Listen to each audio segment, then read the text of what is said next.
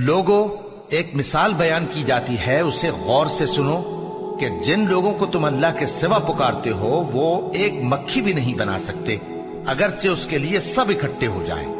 और अगर मक्खी उनसे कोई चीज छीन ले जाए तो उसे उससे छुड़ा नहीं सकते। तालिब और मतलूब यानी आबिद और माबूद दोनों गए गुजरे हैं। इन लोगों ने अल्लाह की कद्र जैसी करनी चाहिए थी नहीं की।